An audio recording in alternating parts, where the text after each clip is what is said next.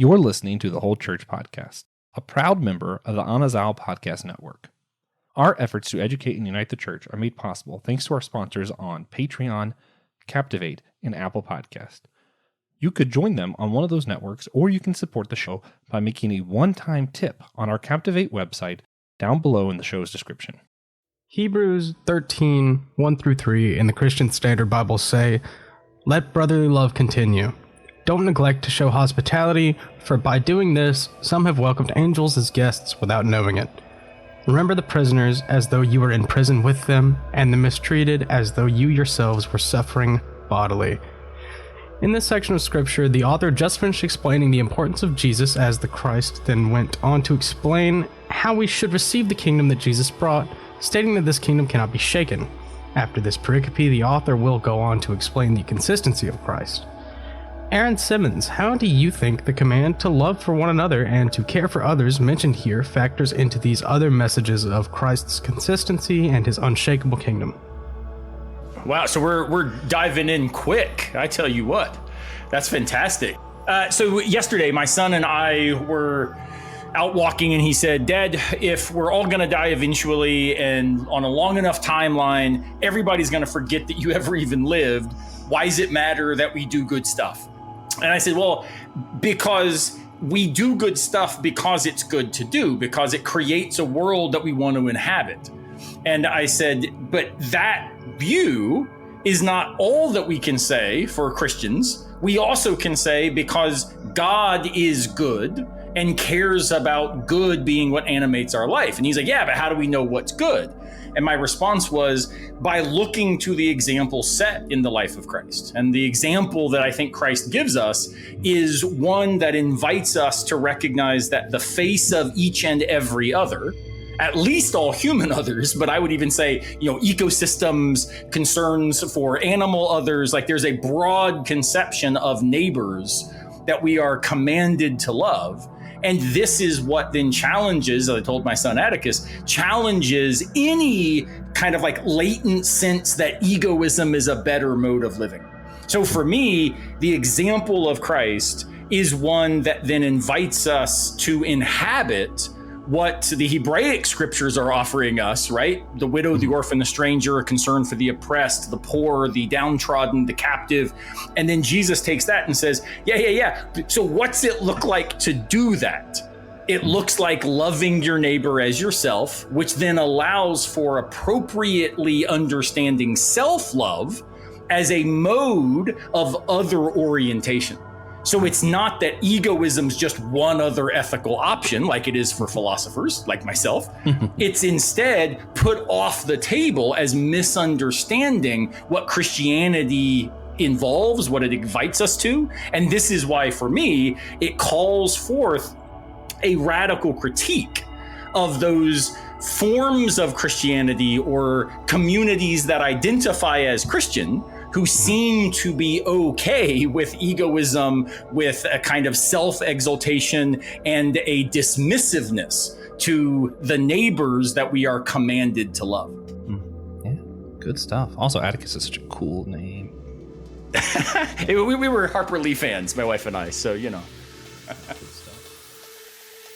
Hey everybody, welcome to the Whole Church Podcast, possibly one of your favorite church unity podcasts. Possibly not, that's fine too. We're not hurt by that, probably.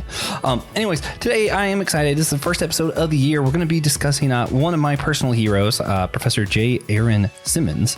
We'll talk some about philosophy, some about his book, Camping with Kierkegaard. So this is Kierkegaard with the new year. His name of this episode, maybe. I don't know. I am also here. My main job is to introduce the one and only, the greatest co-host of any podcast ever, the one and only TJ, Tiberius Juan Blackwell. How's it going? Good. Yeah. So excited to jump into this one. Yeah.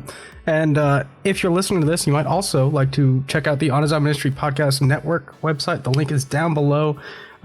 Find shows on our sister company. I don't know. We started it. Sister seems incorrect, but that's technically right. Yeah. So stepchildren. Yeah. Stepkids. Also, check out the store. The merch is super comfy. It's pretty understated, and it's a nice conversation starter if you want to get somebody into the whole church unity movement. Yeah. Yeah, not unitology. That's Not unitology. That's a thing for our other show. Oh yeah, and Aaron might not know this. Our listeners probably do, but I do like to start every show off with the greatest form of unity. So it's a really deep, awesome sacrament of silliness, where we will ask a silly question, and TJ and I will answer first to give you a little bit of time to think about it. This one's a flashback silly question that I might have changed my answer on. Not sure. Felt like it was appropriate in the new year to go back to a oldie, but a goodie, a favorite. TJ, who's your favorite animated inanimate object? It's a really hard question. I feel like It always is. last time I said the toaster from the Brave Little Toaster. I think you did. A lot of people say carpet from Aladdin. That's a good one too. Carpet's a good one. Carpet's a really good answer. I'm gonna go with Lumiere this time. Lumiere from Beauty and the Beast. That's an awesome one. Yeah, he's just got the style. He's got the flair. I'm gonna cheat. This is probably a recency bias. I really enjoy the water that comes alive that has like eyes. Water itself from Ponyo. I just watched that like 2 days ago, and I was like, you know what? That's kind of cool, actually. I'm gonna go with the water from Ponyo. Yeah. These are both great answers. So ironically, TJ, like my first thought was I forget if the name is Chip, but it's like the little saucer from Tequila. I mean, from Beauty and the Beast. So that was my first thought. But then, Josh, as you talked about water, like the water horses in the first Lord of the Rings film would be also a very, very good option. So I'm gonna like cheat by saying you're both right. Just change the character in each direction. I like it. I like it. Oh yeah, that's pretty great. So the non-silly I like parts. the silly start. What would be cool is if you could, while answering the silly question, do the Monty Python, what is it, the Ministry of Silly Walks? And so you actually would do silly walks while answering your silly questions. That's like a meta level of silliness. Yeah, we actually one day start sending coconuts to all of our guests, so they have to do the thing while we do it too. That's right, the whole time through. And then we have to like mock each other in French accents the whole way through. Yeah, I think there's like a new version of the Whole Church podcast for 2025. Yeah. Yes. New year, new Monty silliness. Python aesthetic. That's right. Yeah. Monty Python unity. So it's so good to be with you guys. Thanks so much for having me on. Thanks so much for joining. I feel like I didn't do an appropriate enough of intro. I was like, he wrote a book. He's a philosophy professor at Furman University, I believe, right? Furman? Yeah, South Carolina, about 45 minutes from North Carolina, just over here in the mountains. You are really close to both of us. This is what we discovered. It means we need to fish and mountain bike then. Yeah. Y'all come on. Yeah. I mean, I work in Cherrydale, so. Yeah. Cherrydale, South Carolina, like in Greenville. Are you serious? Yep. So the Chick-fil-A in Cherrydale, South Carolina is under my wife's purview. She's their marketing director. So nice. Wow. I had no idea you guys were crazy. That close. Wow. I'm not as close as him. I'm in Lancaster, so I'm like further north. Yeah. Yeah. One of those directions. Yeah. But still very easily drivable and no excuse for not jumping off rocks with me on bikes. Let's go do it, man. Yeah, that's true.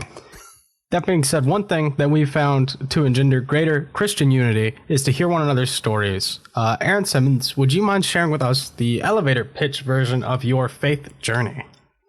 Faith journey. So a lot of times I get asked, the elevator pitch of my, how'd you become a philosopher of religion? Or how did you land studying Kierkegaard or continental philosophy? So the faith story, I think actually is a very short elevator pitch. I am a fourth generation Pentecostal in the Church of God, Cleveland, Tennessee. My grandfather, Ernie T. Height, was a pastor in the Church of God up in Ohio. My uncle on my dad's side, so both sides of my family, was a fairly famous and influential evangelist and one of the first Pentecostals behind the Iron Curtain over in Russia back in the 80s. And so I was, as we say in my traditions, teethed on the Redback hymnal. Mm-hmm. I started playing drums in church when I was about, 14, 15. played drums all the way into college. While in college, went to Lee University, a Church of God university. And while there, toured all over the world playing drums for ministry groups, and had really amazing experiences down in Jamaica with like the old Alvin Slaughter stuff. It sounds like a metal band, but Alvin Slaughter was, the whole like Hosanna Integrity kind of music back in the mid 90s. So toured around with him for a while, did some really amazing stuff I was honored to do, and then realized kind of during college that as much as I loved drums and I was good at it and really enjoyed being in that space, I wasn't sure I wanted the, tip jar and cargo van lifestyle after college to kind of, set up the next moves. So I decided to instead go to grad school. And the reason I went to grad school was because my dad was a professor and he fished like 100 days a year. And so that seemed like the obviously best job in the world. I didn't understand he already had tenure and these sorts of things. So I went to grad school at Florida State and studied humanities and history and intellectual history, all this sort of stuff. I went there, by the way, just to watch football because I was a Seminoles fan. Praise God. My master's degree is signed by Bobby Bowden. I met him years later and actually handed him my master's diploma, to which he responded, so cool. Well, dadgum, son, are you sure? And I was like, man, I went there for you. Yes, I'm sure. So apparently I'm according to him, the only actual degree from Florida State that he signed. But that's cool. Went there, and while I was there, I ran into a bunch of challenges to my faith that could be fairly expected. My professors hit me with Foucault and Nietzsche and Derrida and onto theological objections to classical theism and all these sorts of fancy things that weren't part of my daily life when I was at a Christian college going around the world playing drums and, getting down with altar calls. Walked into these intellectual spaces where those assumptions could no longer be assumed. And I decided to do everything I could to take my faith intellectually seriously. And so I spent about a year reading every objection that I could get my hands on to Christianity, to theism, to religion. And what it did was not cause me to abandon my Christian heritage, but it instead caused me to locate that Christian heritage as informed by and hopefully matured by the tradition of European continental philosophy. And so that's what got me into Kierkegaard, Derrida, Levinas, these thinkers who may or may not have been Christians or even religious themselves, but the way they thought about religion resonated with me. And so I've said publicly that Kierkegaard is why I remain a Christian, and I mean that seriously. His version of Christian faith was something that hit me at a time when I was willing to walk away from it. But to be honest, I got sick of the kind of argument apologetics mode and found his existential version of Christian life as a risky thing that we direct ourselves towards with all that we got in us. I was down with that. And so that then led to Vanderbilt, where I went to study Kierkegaard and continental philosophy of religion. And as a result of that move, I spent, probably close to a decade writing hardcore academic stuff and, played in the philosophy of religion space, but was definitely very public about my own identity religiously. And then a friend of mine, you may know his work, Amos Young, a very famous Pentecostal theologian. He basically reached out and he was like, look, man, I need you to come out of the closet as a Pentecostal. We need that voice. There's not too many of us out here in the postmodern philosophy space. And so it was his encouragement that led me to get more public about that.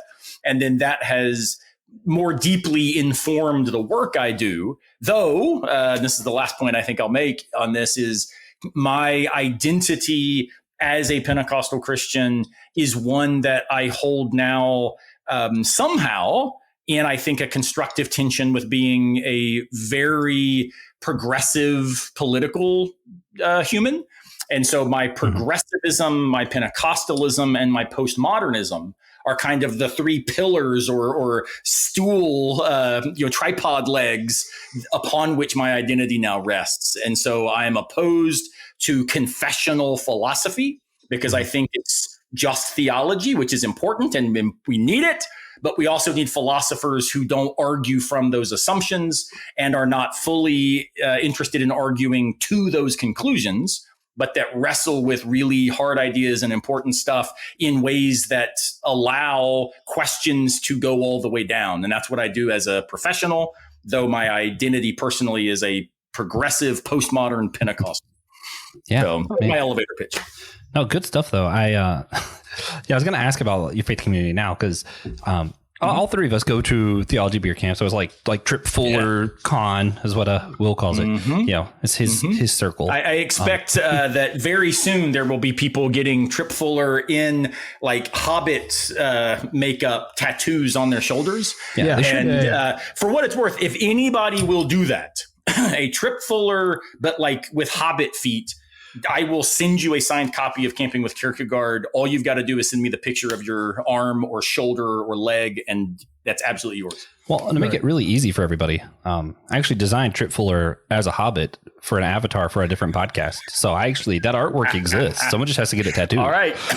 So you email Joshua, get the artwork, get it tattooed, free book is in your mailbox. That's right. Yeah. But I think at Theology Beer Camp, the three of us are the only people I know of who've ever openly called themselves Pentecostal. The first time I went, I was still calling myself Pentecostal. I didn't leave that church until probably last year, the year before. So now I attend a Lutheran church. And depending when you ask me, I either call myself Lutheran or Christian Taoist is kind of where I'm leaning. TJ's still a part of the Pentecostal church, though. So yeah, okay. 2.5 Pentecostals are the max amount. And Church of God of Prophecy. Oh, okay. Cogops. Yep. Okay. So well, you're close. It's just that you added 2 extra letters. But it's okay. Yeah. No. It's a weird history between the Cogs and the Cogops. But yeah, there's a split. I'm actually now part of an Assemblies of God church here in Greenville, South Carolina. That's kind of cool. Love the staff there. The pastor there is a good friend of mine, and it's been. I think I can say this honestly. It's the only Pentecostal church that my wife and I have attended in maybe the last, close to 20 years that has been excited about me being a part of the community. Mm-hmm. Oh man. So church. When I identify as a Pentecostal, I should make clear that does not mean that many Pentecostals are excited about me being part of the community. It's instead a heritage and a theology and a history that I take very seriously, both personally, right, as my grandfather and uncle, and the history that they've offered me and the heritage. But it's also the case that Pentecostalism is in its earliest versions and the kind of early decades of the 20th century in America is remarkably progressive in its inclusion of women and African Americans, people of color. Of course, William Seymour famously at Azusa Street, who studied theology by not being allowed into the rooms because they wouldn't let Black folk be part of the theological community. And that's then who God uses to bestow the kind of contemporary Pentecostal movement. It's not to say that I affirm every single doctrine in that history, right? But it is a history, I think, that is worth remaining tied to critique the evangelicalization and fundamentalization of Pentecostalism over the last several decades. Yeah. And so when I identify as a Pentecostal, it's actively because I no longer identify as an evangelical. Mm-hmm. And that pivot allows me, I think, I may be wrong, but it allows me a little bit more room to groove. Because when I say I'm Pentecostal, a lot of people go, now what's that mean to you? Right? What is that? Whereas if I were to say I'm an evangelical, they all assume all kinds of things about me, which are really false. Yeah. And so evangelical became disentangled or became so entangled that I could not detach it from the kind of Trumpist, Christian nationalist garbage that I actively oppose. Pentecostalism gives me a history precisely to critique those movements within my own tradition. Yeah. And so that's what I mean when I stay there. Yeah. Right. No, the Azusa Street revival, something just everybody should study that thing. That was crazy. But I mean, I still hold on to a lot of my Pentecostal heritage and stuff. It just, for me, it got too toxic and I was not tough enough to stick it out and try and make a difference. Well, church is hard. Like, I don't want anybody to hear what I'm saying as, oh, you're a progressive Christian reading a bunch of postmodern philosophy. Check out your local assemblies of God. Bad idea, right? So none of this is a easy path that I'm trying to walk. It's instead an attempt to say there's something about what, again, Amos Young would describe as the pneumatological imagination that I think Pentecostals get right. And I want to be part of that because I think that pneumatology actually invites the very love and justice and inclusion and hospitality that TJ, the opening passage appeals to, right? So for me, church is very hard. And to be honest, post-COVID, I don't go very often. And I don't know if I feel bad about that. Right? I think I might. And yet, when I go, I'm not actually sure that church is offering the thing that I go to church to find. But I still take my son every single Wednesday night because I want him to grow up in the tradition where the idea of God as personal and invested in our embodiment, the way that Pentecostals understand, I want that to be made normal for him. And then I just try my best on the way home to say, yeah. But all the stuff that they also said about gender identity or our LGBTQ brothers and sisters, like, we want to reject that.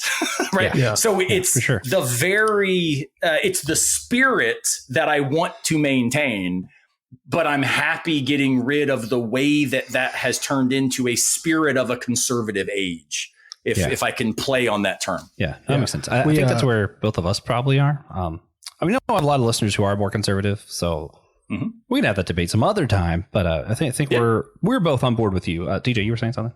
Yeah, no, just growing up Pentecostal and like having that idea of God's relationship with us is like personal and invested has made it really, really funny. I went to North Greenville freshman year of college. Oh, wow. We had like 4-year education class, like freshman seminar type thing. Yeah. And we're asking, everyone's talking about their relationship with God. And the guy next to me, he goes, I don't really believe in God as like a religion, like traditional Christianity type thing. It's like more of like a personal relationship thing. Yeah. Everyone else in the room was like, what is this guy talking about? I was like, no. Heresy. Burn him. I kind of know what he means. I kind of get it. He's a witch. Yeah, that's kind of what we grew up with. Yeah, ironically, mostly I was in Church of God of Prophecy, like same thing as TJ, which is where I met him, was at a church camp with Church of God of Prophecy. But nice. I did spend, when I lived in Florida, my mom went to Florida State University. So I grew up a Florida State fan. See, I knew there was virtue in you. It needs to come out. Like a Florida State shirt would help, like, just convey this. That's right. Yeah, I need that. I know. It was so funny reading your book. I'm like, oh, he likes to hike. I like to hike. Oh, he's a Florida State fan. I like this guy. No, but I also... This year's been hard, but Florida State fandom we don't want to talk about has been as hard this year as going to the Pentecostal churches I don't in want the to time go of Trump's a re-election. game or a church. So, let me make sure, like, these are both very, very hard places to be right now. That's right. No, but when we lived in Florida, there wasn't a Church of God of Prophecy. So we attended Assemblies of God. And then when I went to school at UNCW... I actually ended up working at an Assemblies of God. So I actually started some children's churches with Assemblies of God. So I kind of got connection with both of you guys here. Okay. I got it. Okay. Figured it out a little bit. So we all met separately. I only met you very briefly, Aaron, at Theology Beer Camp 2023. Because it was like in passing. I was trying to get back to the geek stage to set us up. Oh, nice. We've decided. So is that the one in Springfield or North Carolina? Springfield. Okay, very cool. Yeah, very cool. Yeah, I was there for 2 years. Skipped this year, and to be honest, I did because Tripp invited me and stuff, and I was like, "Look, man, I worry about there being kind of too narrow a set of voices that the audience is hearing." And so I'm going to take a year off because they've heard me 2 years in a row, let other people speak. And then if I can get another book out this coming year, I'll come back as part of that. But it's such a cool place. Yeah, we've determined there's a strict 2 Pentecostal limit at Beer Camp. I think that's actually why I had to become Lutheran, so that we can all 3 be at once. So we can all... Well, remember where 2 or 3 are gathered. So as long as TJ and I are there, you're still fine, Joshua. Yeah. Right? So we recovered 2023. Yeah. Yeah. But I love before we get into the book or anything, there's a couple of lines of yours that get repeated on our show and by friends of our show that listeners have probably heard us use and haven't gotten to engage with the source yet, which is you. And we were hoping you could help unpack those lines for our audience and maybe provide a little context for the next time they hear us use them. We have two here. We say living a life worthy of your finitude. Yeah. Which, you want to go ahead and do that, or do you want to hear the other one first? Let me hear both of them. Maybe I can weave them and together. And then faith is risk in a direction. Yeah, I love these passages. Yeah, we do too. It's funny. Well, I appreciate that. It's funny because just the other day, a buddy of mine said some phrase here in town. TJ, you'll know this. We have this rails to trail that's been paved, and so families and everything use it, called the Swamp Rabbit Trail. Yeah. And in the book, I refer to the Swamp Rabbit Lance Armstrongs as these, kind of a-holes that we need to avoid and all this. And a buddy of mine the other day said to me, he was like, dude, ran into another Lance Armstrong Swamp Rabbit guy. And I was like, oh, that's funny. A Swamp Rabbit Lance Armstrong. I should use that. He's like, you doofus. It came from your book. So it is important. That's phenomenal. That's great. At least the two that you're mentioning, I am aware of having said, which is a bar that actually occurs. No, I get it. I have a good close friend who keeps like a book of quotes that he just hears people say and he writes them down. And he was just reading them off the other day. And every few minutes I'd be like, oh, that's hilarious. Who said that? He's like, it was you. You said that. There you go. Who knew? Well, I mean, these two ideas are kind of linchpins of how I make sense of two things. On the one hand, it's how I make sense of existential philosophy as a tradition. And there's nothing in that tradition that necessitates religious existence, understood as determinate, theism or conceptions of the divine named God. Existential philosophy on the one hand, and on the other hand, it's specifically the way that I make sense of my own Christian identity today as someone who takes progressivism, Pentecostalism, and postmodernism as not necessarily like equal threes, right? I would say, my relation to God, I hope, is more important than my relationship to, social conceptions or how we cash out democracy. But they're all informing the others. And these two phrases, what's worthy of your finitude, as a question that confronts us at every instant, couples with faith understood as risk with direction.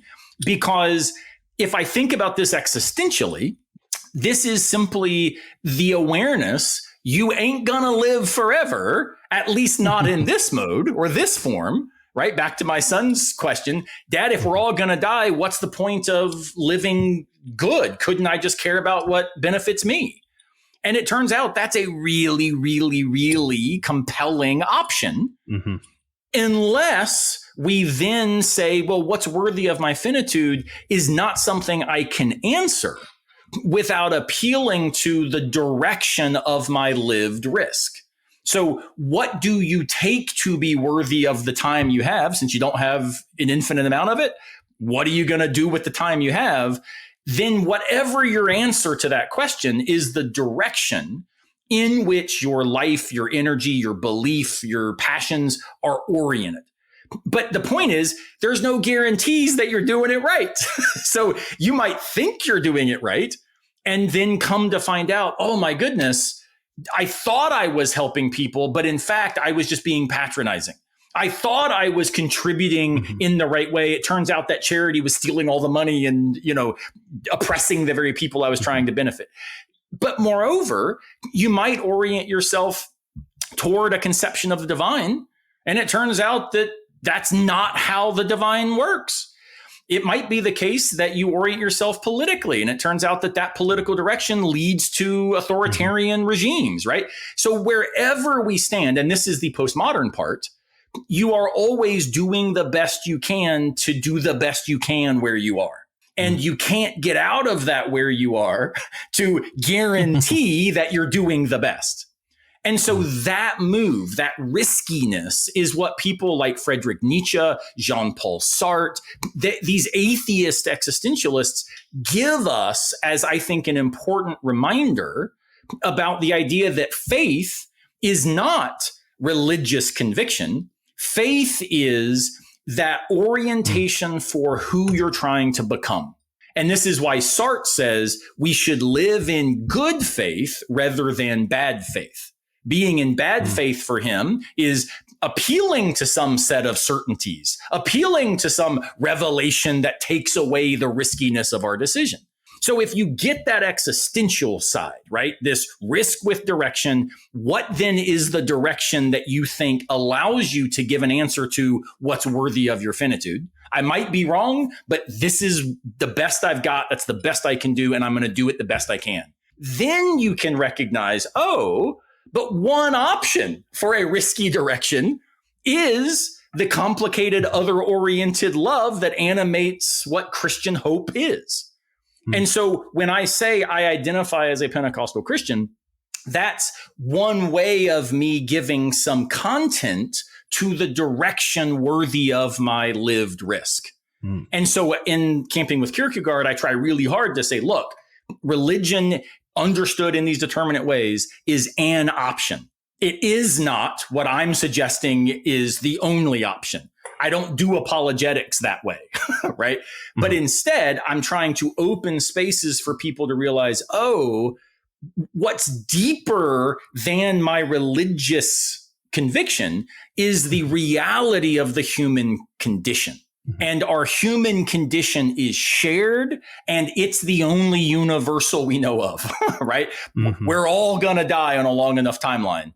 And so therefore, notice what that should motivate. In the book, I describe this as humility, hospitality, and gratitude. It motivates living toward the other person because you realize underneath what divides us is the shared vulnerability of relational life. So that's, for me, what's worthy of your finitude is the question I ask all my students. It's the question I ask my son. It's the question I try to live a response to. But the response that I live to that question is the content of my faith. It's the content of the direction worthy of the risk that I cannot have guarantees I'm doing it right, but I'm going to do the best I can to live on purpose where I am. So those are kind of the two poles of this general outlook. Hopefully those who are more conservative religious can hear that as absolutely, that's a risk worth your finitude. Others who might be saying, I don't know about this theism stuff, guys. Perfect. That means you're getting the existential part. You're just choosing differently the direction of your risk. Yeah, man, there's a lot there. I unfortunately might have to cut out early from this one. But there's a lot from Camping with Kierkegaard that really spoke to me, and I read it at really an opportune time in my life. Man. So emphasis with that, I want to bring out and talk about one thing that's interesting is like how you formatted the book and like almost like story version for each chapter, and then also like kind of weaved in the camping. It's very approachable, I think. So I guess my questions are going to be, instead of just giving you a straight question, I'm going to give you my story with your book and see how you respond to that. I love that. Ironically, we wanted to do this earlier, and I was going to like speed rush read your book last January, and then that didn't happen. And instead I slowly read it throughout the summer. And it was really interesting. There was a lot of stuff that challenged me that got brought out in October when there was a shooting at my house that I was like, oh, that I didn't realize that your book was almost a catalyst just waiting for something in my life to happen, I feel like. So I'm reading this thing about like what's worthy of my finitude and stuff. And some of the stuff that you challenge is like, and this might not be you. This might be that I listened to a bunch of stuff at once and attributed some stuff to you that wasn't all you. I don't know. I listen to a bunch all the time. But I'm thinking of like what's worthy of my finitude, and I'm like, okay, so that means Jesus, right? And it's like, oh, it doesn't always mean that. Sometimes it actually just means sitting by a campfire and actually trusting that God has the world, and he doesn't need you to personally reach to every single person out there with evangelism. And I'm like, oh, okay, that takes more faith than trying to take it all on myself, actually. And I'm wrestling with some of these ideas. Something that you bring up a lot is like there's these big moments in your life that you were like, somehow that was the thing that clicked that made me realize I need to make time for camping and biking and all this stuff. Right. So what was really interesting is like I kept all that. I read all that. I'm like, okay, so that's good. Worthy of my finitude. What's that thing that makes me a better me? What's that thing that's worth me risking my time for? And I actually realized that some of that is going to theology beer camp, hearing philosophy. It's I think you actually inspired me to kind of approach a philosophy and some of my own education a little bit more. And I'm like, okay, this is interesting.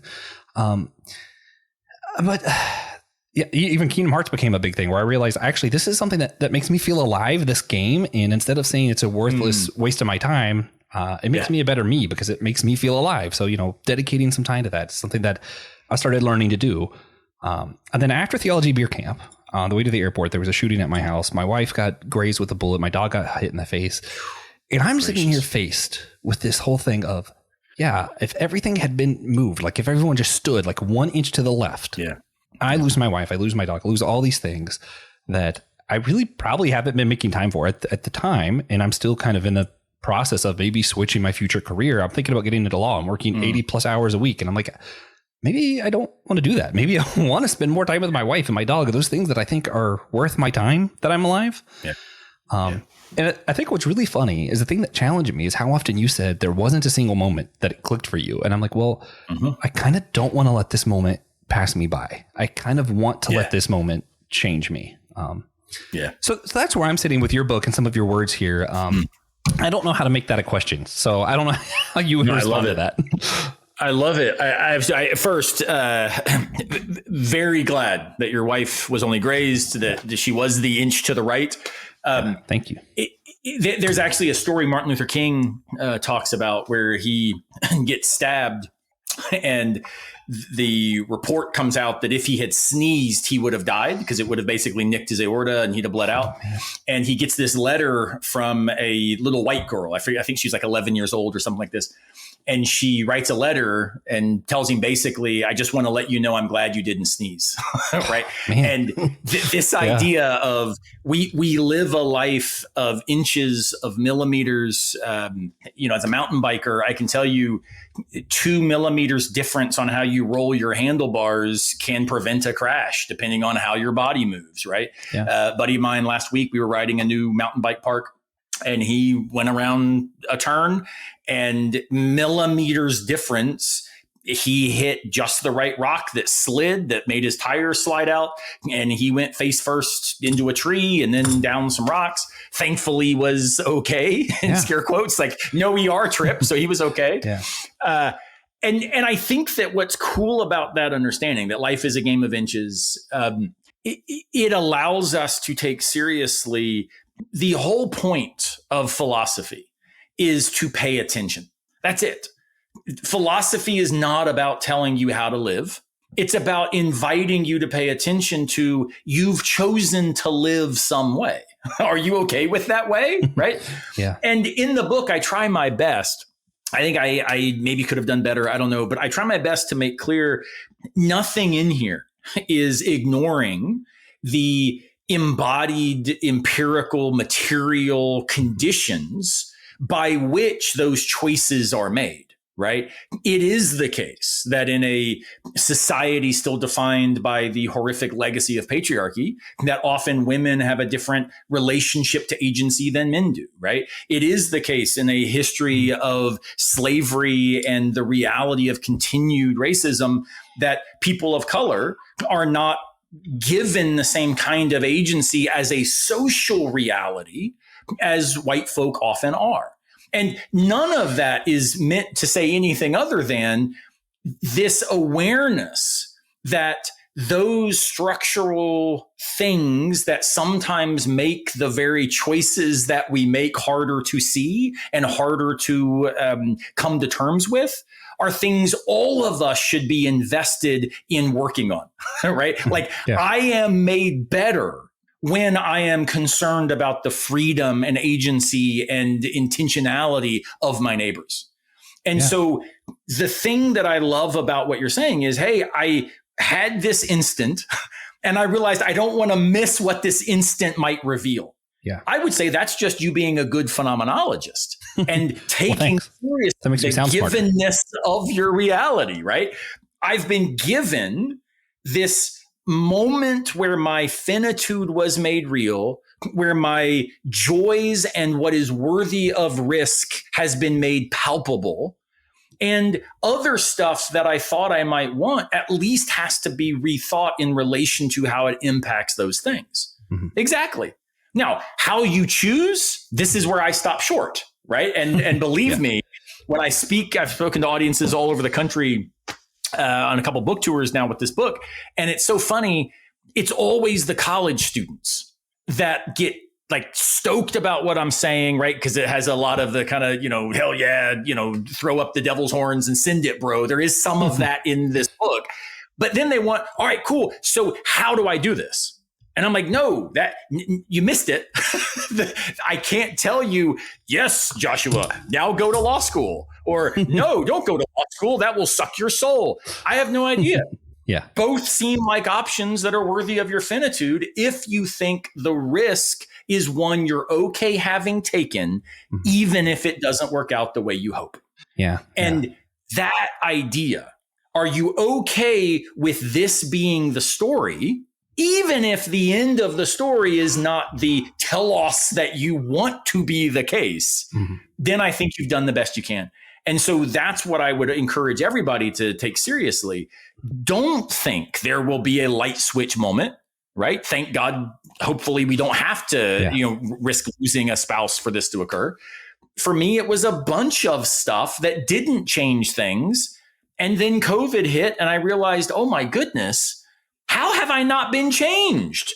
Like when my son looked up to me at 6 or 7 years old and said, Dad, I don't want to be a philosopher because they don't spend enough time with their kids.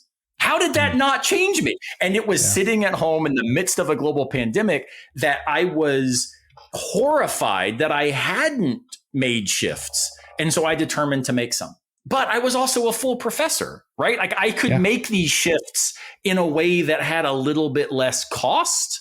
And that's where I want to say, let's care about each other and not shift the burden, the weight, the cost so heavily onto the most vulnerable, the most marginalized, and then make it really easy for certain people in our society to risk everything because, hey, go bankrupt. Your dad will bail you out. Like we've got to find a way where even economic injustice is connected to this maximization of existential awareness. So I don't know if that is helpful because I'm not telling you go to law school, man. I am saying the awareness of that moment pricking you. That's what I want to try to get people to be more attentive to in their own lives. And then do the best you can with what hits you. Man, yeah. I do have to go. I'm gonna leave you guys with one last thought, and then TJ can take over here. I love everything you're saying. Don't tell my wife that you didn't tell me how to live, because I think she's under the impression that you told me to play more Kingdom Hearts. And I'm gonna leave it that way. That was the appendix that was there in like special ink. Only if you hold it up to the right light. That's right. Yeah. The other thing that I just think is interesting, and man, I wish I had more time to just wrestle with this thought with you. I also, in 2016, I was in a car accident where I basically died and came back. And it changed a lot, but never did I think, I almost died. It was never a moment of finitude the same way that when my wife and dog got shot was. And I think it's because I grew up in a faith tradition that we're taught, never think about yourself, think about others. So I was like, okay, whatever, rethink some stuff, but it wasn't as life-changing as, I live for others, and here are the others that I'm living for suddenly, So I don't know. It was a different kind of experience. But I'm glad to use the smarter word now. I can say that I'm a phenomenologist. I just got to figure out how to say the word. Phenomenologically aware. Yeah, that's all. No, thank you so much for your words, though. In your book. What you just said, though, I do want to point out what you just claimed. It was the harm to the other, not to me, that was a moment. Mm-hmm. This is actually Emmanuel Levinas's critique of Martin Heidegger. Martin Heidegger says our own death is the most significant thing about us. Levinas comes along and says, no. It's that the death of the other marks us in ways that then our own death gets taken up only because of the vulnerability of everybody we love. And so I would say what you are saying is, in fact, the right Levinasian understanding, and one that I hope others will pick up on. It's not about egoism. It's not about me. Camping with Kierkegaard is not your finitude because you matter so much. It's unless you take up what's worthy of your finitude, you aren't going to be appropriately invested and responsive to the others, and you'll let them become afterthoughts in an egoism that remains undiagnosed. And that's what I'm trying to do by inviting us into agency. Mm-hmm. And if you love that as much as I did, I'm just going to say, I recommend getting the audiobook Camping with Kierkegaard. It's great. He does. I don't know. They have to hear my voice the whole time. I was going to say, his voice it's on point. Oh my gosh. So here's the thing. I will also make an offer to all the humans. If you all will like send my sales over 100,000 copies, I will use all the money to go get like Morgan Freeman to do the next one. Well, okay? I like hearing it in your voice, though. The reason you have to hear my voice is because I sold so few copies by that point that I had to do it myself upstairs in my little studio. So, well, I'm appreciative of it. But anyway, I trust TJ to take this conversation where it needs to go from here. Thank you so much for joining us, man. I really appreciate it. Oh my gosh, let's get back together and we'll do another one soon, man. Oh, yeah, absolutely. Yeah, for sure. All right. I'll talk to you later. All right. See you, brother. All right. I've only been doing this for like 6 years, so I don't know if I can do this alone, but with this being... it's going to be great. I hope. But with this being our first episode of 2025 and everyone complaining about New Year, New Me, which is just pessimistic. Like, if someone wants to change, who cares that they're just doing it because it's a new year? Let them try to change. But I think it's kind of like investing. When's the best day to invest? Yesterday. Right? Yesterday.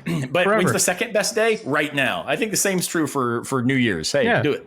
So, but how do you address those ideas of change coming with the new year or New Year's resolutions being pointless? Like kind of like we just talked about. Like it's... Yeah, no, this is a cool question. So yesterday I did a little YouTube short, which is one of my New Year's resolutions. So I've been doing a YouTube channel called Philosophy for Where We Find Ourselves since the spring of 2020. I launched it when COVID hit because I was looking around trying to find voices to help me navigate like the mess that was. And though there were some amazing voices doing amazing work, there were also an awful lot of philosophy professors out there whining about having to do Zoom and not knowing how to deal with the reality of the world breaking. And I was like, my gosh, like we should be the best at this, right? Like this is what we do. And so I started this YouTube channel. It led then to now my Substack, which is called Philosophy in the Wild. Camping with Kierkegaard was kind of, in unison with this. It's all a shift to public philosophy away from like the 12 books that I did that are unreadable academic tomes that I recommend to no one unless you really like reading Heidegger in German and stuff, right? Right.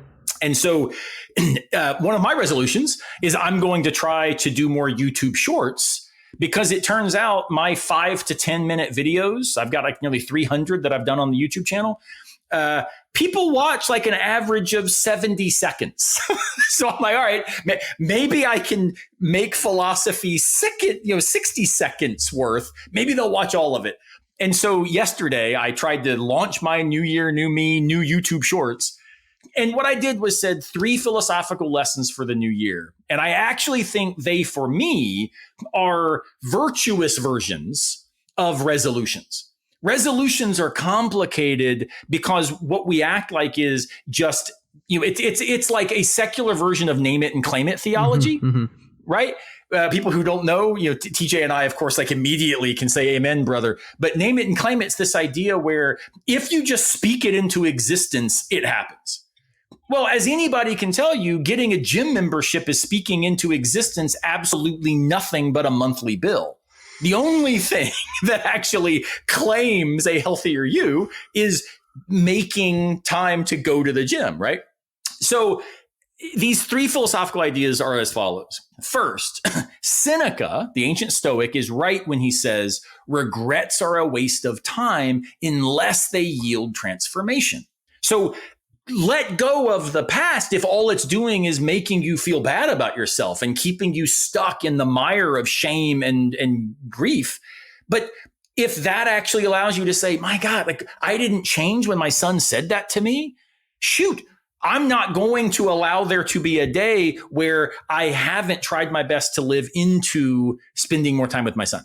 Now, there's some days I can't, and some days I've got to be at the office, and some days I'm on a book tour, or some days I'm riding bikes with friends or whatever. But this is all part now of that becoming a priority, right? So regret, let it be transformative, says Seneca, not what stifles us from transformation. Right. I've always lived that way. Just every time somebody asks, like, well, what are your regrets? I don't have any. Yeah. Well, and that's Seneca's actual recommendation. Don't regret. Yeah. But I think when I say don't regret, too many people and some psychotherapist friends of mine say, whoa, like, again, easy for you to say, privileged man, right? And it's like, well, there's all kinds of regret, but only if it is transformative, if it's a way of saying, man, you know what? I could have done that better. How then can I live today, right? And then the second thought is Aristotle, who says habit is what shapes character. It's not enough just to say, I want to be X or Y. I've got to then put in practice enough time to make habitual. And when I make it a habit, it becomes normative, which is a sexy word for it's now normal and I don't have to think so much about doing it. Right. Right. And so Aristotle is basically saying, all right, Seneca, we have some stuff we wish we do differently. So it transforms us. How do we then make transformation possible? We make it habitual. So now it's normal and not as hard. And then this leads us to Kierkegaard, who says, you are who you are becoming.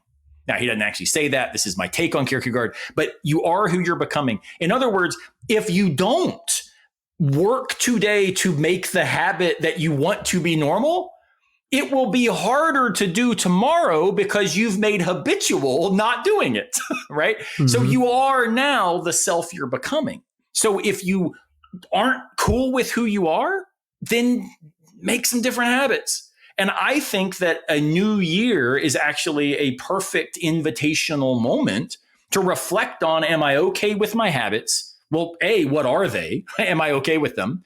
2, are there transformations that I want to put in place and make habitual because of things maybe I wish I had done differently this past year?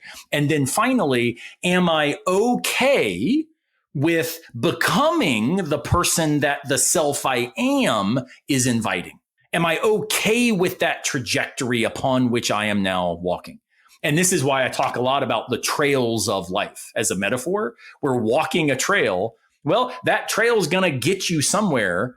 If you don't like that waterfall, get off the trail, go the other way to the overlook. But you can't keep walking that trail and then be, frustrated because it's that dumb waterfall. Mm-hmm. That's what the trail was. Yeah. And so be okay with who you're becoming. And this is all a different way of just saying, hey, what's worthy of your finitude? Risk yourself in a direction that you're okay with having lived. Right. Looking so glass that's my version. Falls or looking glass overlook. Yep. Which one you want? They're both great. And you got to be, they're two different trails. That's right. That's my new year, new you philosophical version. And this is why I'm actually fine with resolutions. I just want to see resolutions that become transformative habits, right? Inviting the self that we hope to become. Right. And I know a lot of people who don't think turning something into a habit will really do that much. I work in a restaurant. I've worked in a few restaurants, all in the same company. So it's really, really easy to see it happen in real time, actually. Going from a store where it is already a habit to do the right thing at the right time. Everything is always clean. The new people see that. They pick that up too. Trying to change a store to be that is extremely difficult because you're trying to drill that habit into it. But once it's there, it's going to stay because everyone's going to do it. All the new people are going to do it. That's just going to be the way it works. And that's what habits are like for us. The way I tell people this is that norms norm us. Mm-hmm. And that's a kind of, weird way of saying what we let be normal will then shape what we take for granted as obvious.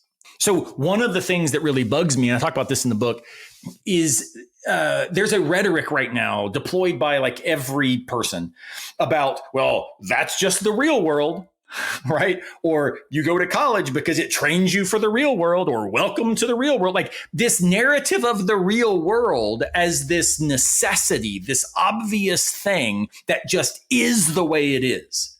And so we do everything we can to adjust, adapt, shift, change, because that's the way the world works. Mm-hmm. But I'm way more compelled by the existential philosophers and, for what it's worth, the hip hop artists that I listen to a lot, where a bus driver says, hey, we can make it better.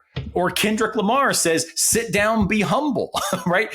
The whole idea of the real world as a stifling norm that norms us away from change is something we should oppose. I'm way more interested in inviting people to envision what world they wish were real. And then talking together about, okay, what steps can we take today to make that world real and normal for our grandkids? How do we do that? And the problem is norms norm us by shutting down question marks. And I think, to be honest, one of the most dangerous places for shutting down question marks is the church. Mm-hmm. And that's where I'm trying to work now with some of the pastors at my church to say, hey, what if we do like a night of hard questions and you let me talk to the youth group and just answer the best I can, or at least let their questions be real questions and let them like be heard in real ways rather than answering them all with, this is the way it works. This is how we do it. What if we actually said, you know what, that's a hard question and there's not great answers. Here's 3 options that people have thrown out. And here's why some of them seem more compelling than others. Yep. Like, let that be okay. Then we've normed possibility. And the way I sometimes put this is every pastor should ask themselves, if a child went to my church and grew up in my church all the way through children's church to youth group, are they more or less likely to become the next Martin Luther King because of that experience? And sadly, I think the answer for the vast majority of church communities is far less likely to become somebody who can envision a possible world that requires challenging the norms we've been handed. Right. Yeah, I feel the same way. It's like a big part of what we do here is when we talk about issues that are common in the church, we don't talk about what we think is the right answer. We talk about all of the most popular answers to any question. Yeah. Yeah. Because and I think this is what's cool about Beer Camp, right? Yeah. Beer Camp is not a space where, a particular view is the only thing available. There's a lot of process theology going on at Beer Camp, and God bless them. But it's also the case that, some open theists like me show up, and there's some classical theists that show up because they're, interested in expanding their horizons. And there's some atheists, but still who use God talk as part of how they make sense of their world and meaning. And then there's others who aren't sure what kind of theism maybe they still hold on to, but they know that abandoning all of this asks too much of their own heritage, right? That spectral conception is something that I'm not, for what it's worth, suggesting every church should be that way. I think it's actually entirely fine for the Baptist church to be different in real ways than the Assemblies of God church, in real ways than the Lutheran church, because then it allows us to see, wow, there's a whole bunch of ways to make sense of the hardest stuff about human existence and what we take to be divine revelation about navigating it. But where things go wrong is when all these different whats get taken up individually as the only how, right? If you don't do this way and yield this what, then you are absolutely mistaken, wrong, problematic, and, maybe even going to a lake of fire. But what if we instead said, what if I held this what humbly?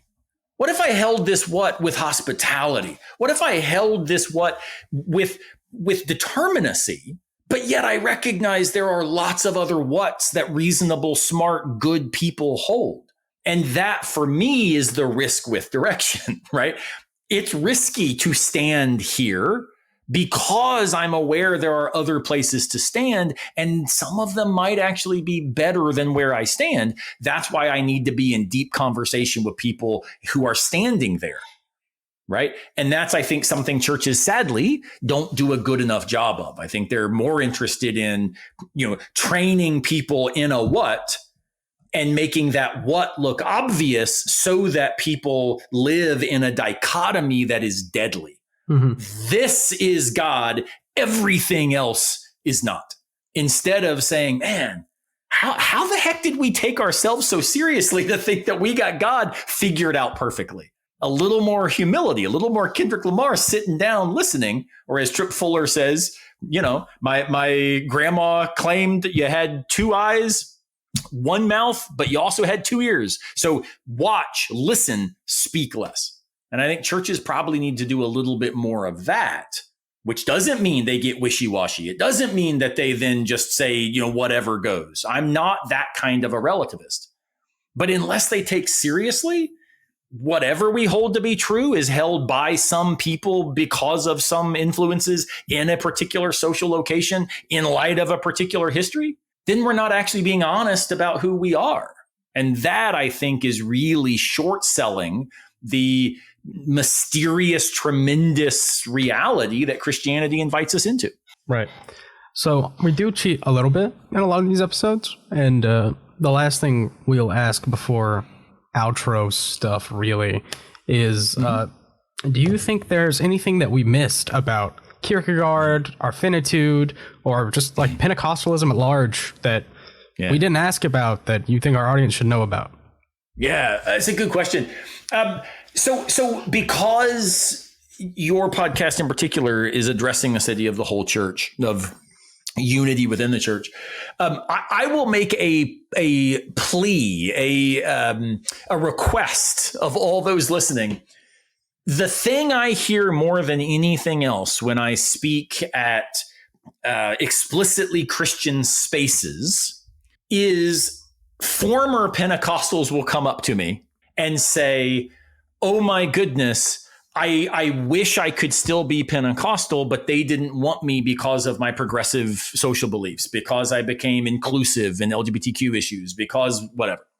And so my plea, the thing that I hope people would hear, my book came from Kierkegaard. I hope they pick up a copy, but it's not a book trying to argue for an agenda.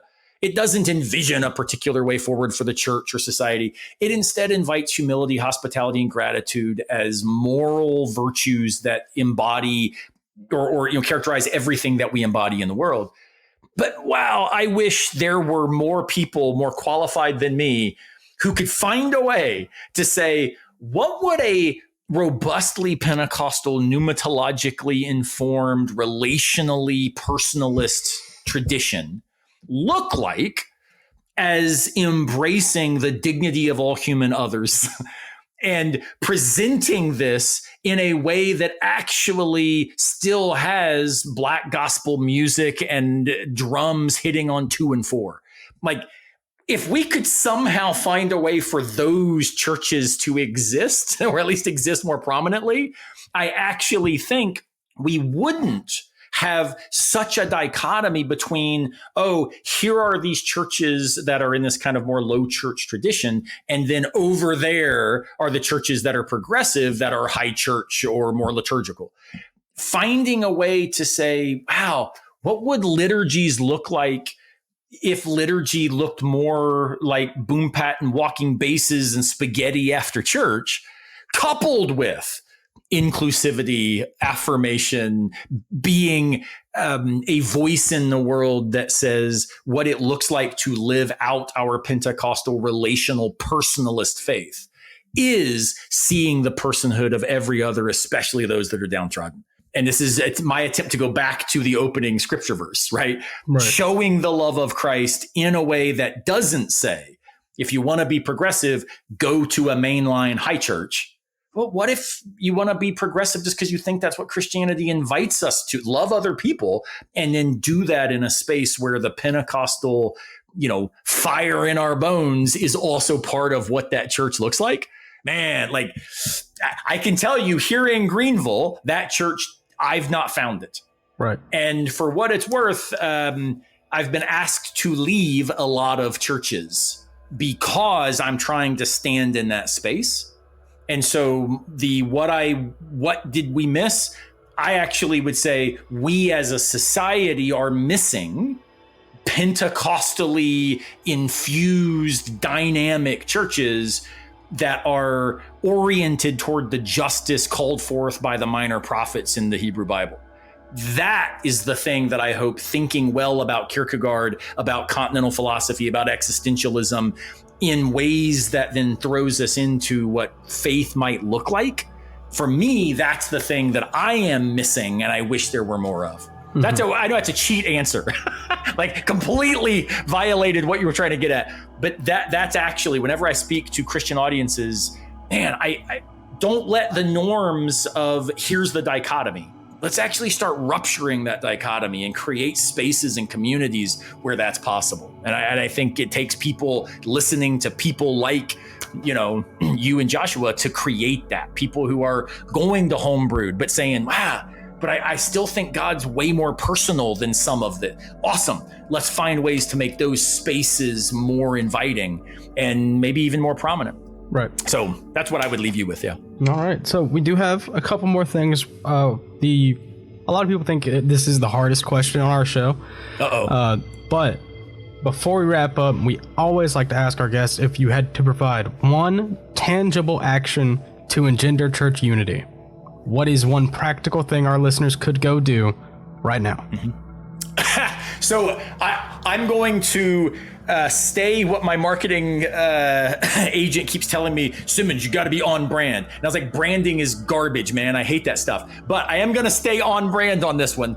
I think the single most powerful way to facilitate that kind of unity today is for folks to get outdoors with each other.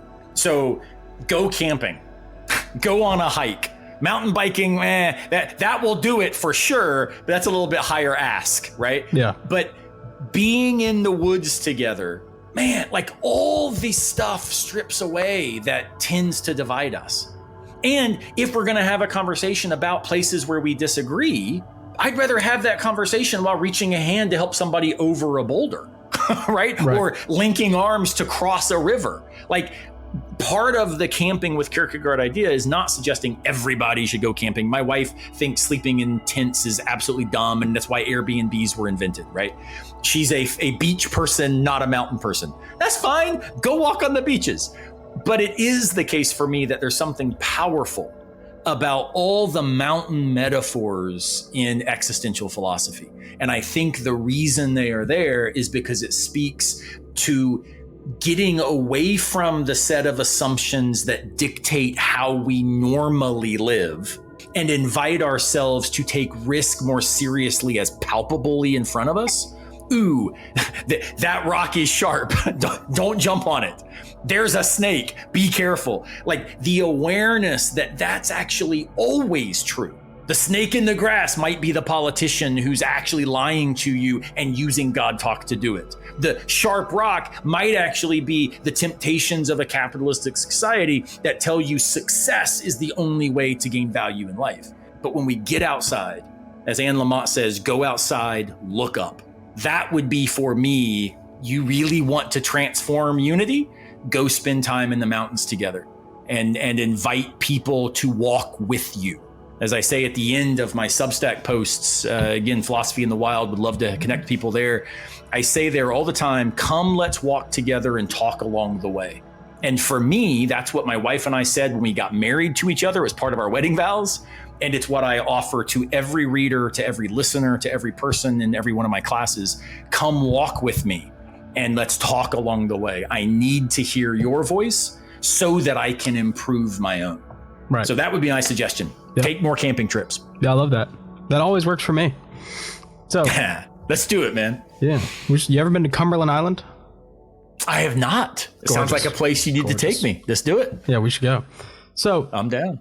Before we get into the outro, we do like to ask for everyone's God moment, and that is just a moment where you saw God in recently, whether that be moment of worship, a challenge, a blessing, whatever it may be. I always make Josh go first. I think that's why he left early.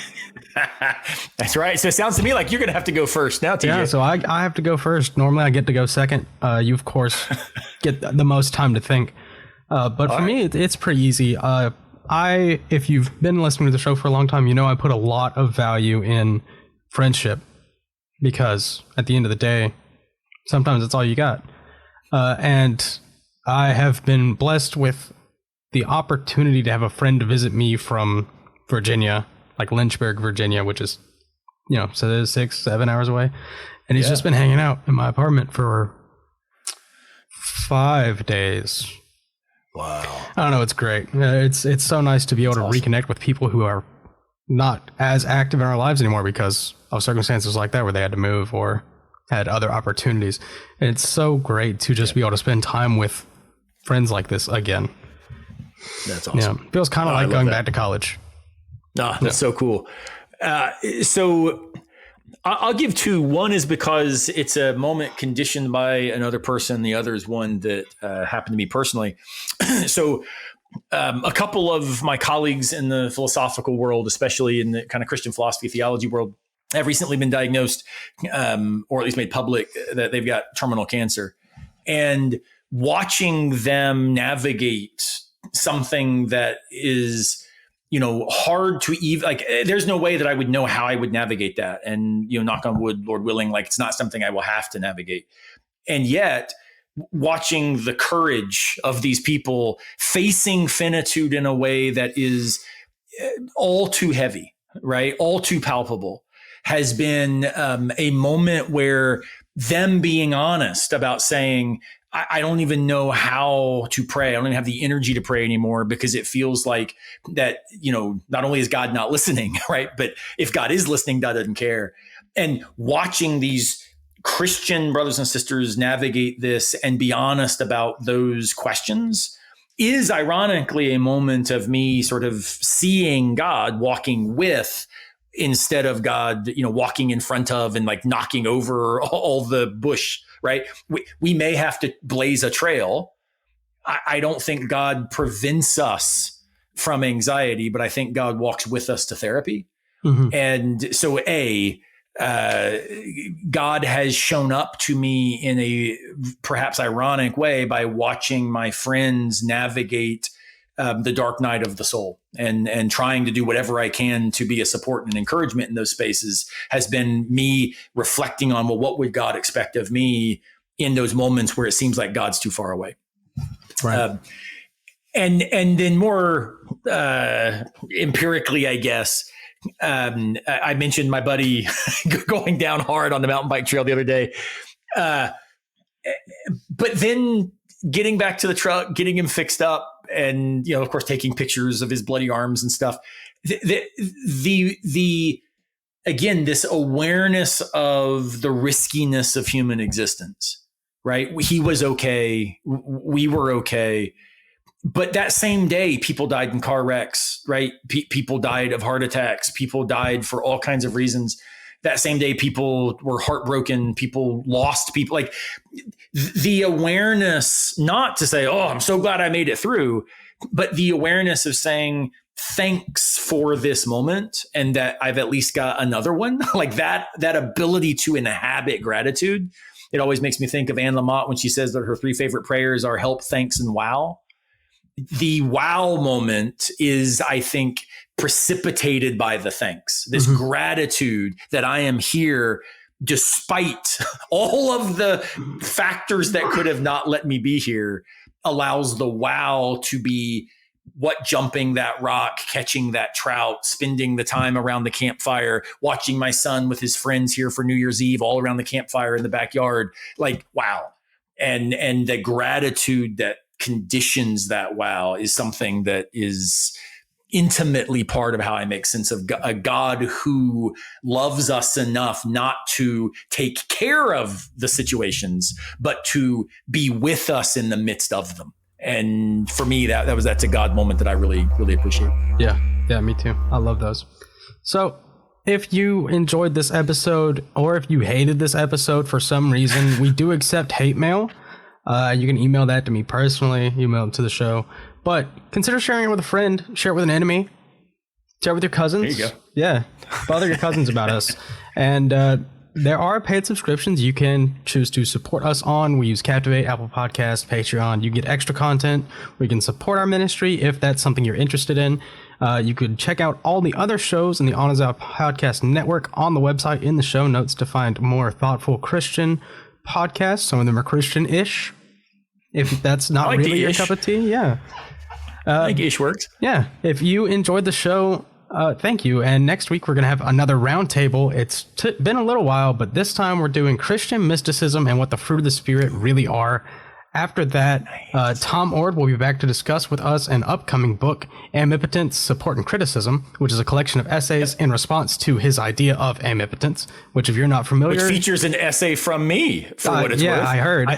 I am critical of omnipotence, and so, you can see my critique of Tom in there. Yeah, and then we're going to be interviewing Jonathan Foster. He's the author of Indigo, The Color of Grief, and finally, at the end of season 1, Francis Chan will be on the show.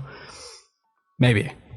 Interesting. Yeah. Jonathan, I've got Indigo. It's a fantastic book. Highly recommend it. Also check out his Substack. He and I are going to do some Substack guest posting with each other this year. So a wonderful, wonderful guy doing some really cool stuff. And let me just plug, support, encourage. Yes. If you are listening to the Whole Church podcast, go find a way to be a support of the work they're doing. And I say this as somebody who is now doing public philosophy, and it is tricky and weird and icky feeling like that you're trying to offer this to the world in a way to help the world be like less crappy. And yet then also saying, oh, by the way, pay me for it. And yet it takes a lot of time. I spend roughly 20 to 25 hours a week just doing public philosophy that is disconnected from the job for which I actually get paid.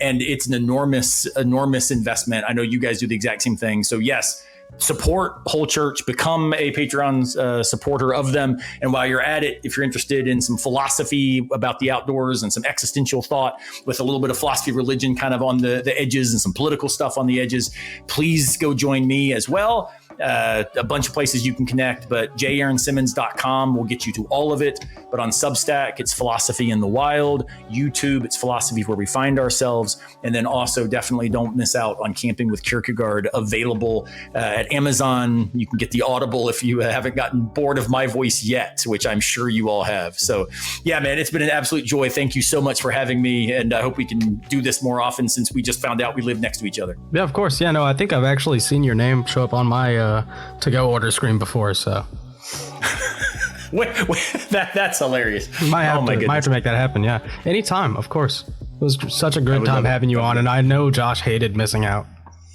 Yeah, well, we'll just have to come back together, and what would be really fun is to get him to drive up here to Greenville and let's record a round table with the three of us in the same room, which we definitely should make happen. Maybe sit around a campfire with some microphones. That would be fun. Yeah.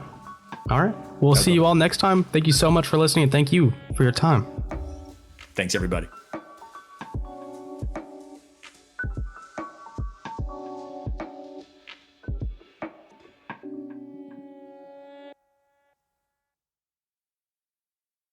Thank you for listening to the Whole Church podcast. We hope you enjoyed the show. Remember, you can always sponsor our efforts to educate and unite the church on Captivate, Patreon, or Apple Podcast. If you're not into the subscription thing, again, you can leave a one-time tip on our Captivate website down below in the description notes. Thank you again, and please come back next week.